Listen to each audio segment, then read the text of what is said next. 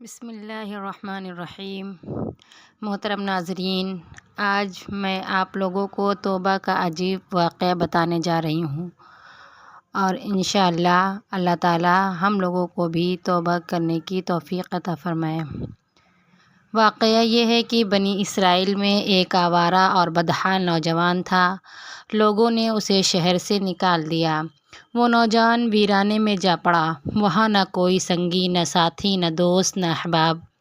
مصیبتوں میں گھرا اور بیمار پڑ گیا۔ جب تمام امیدیں ٹوٹ گئیں اور مرنے لگا تو آسمان کی جانب دیکھ کر کہنے لگا، اے اللہ، اگر مجھے یہ پتہ ہوتا کہ مجھے عذاب دینے سے تیرا ملک بڑھ جائے گا اور مجھے معاف کرنے سے تیرا ملک گھٹ جائے گا تو میں تجھ سے کچھ نہ مانگتا۔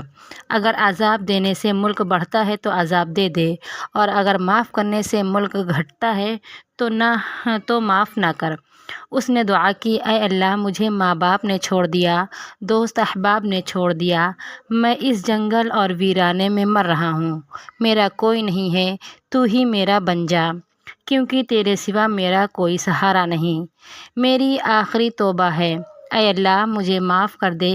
یہ کہا اور اس کی جان نکل گئی۔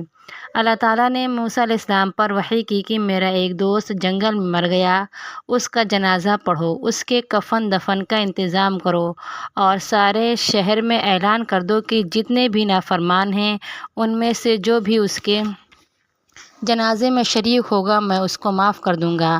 چنانچہ سارا شہر امٹ پڑا۔ جب لوگوں نے دیکھا کہ یہ تو وہی نافرمان نوجوان ہے تو کہنے لگے، اے اللہ کے نبی، آپ کیا اعلان فرما رہے ہیں؟ اس کو تو اس کی سرکشی اور بدکاری اور آوارہ گردی کی بنا پر ہم نے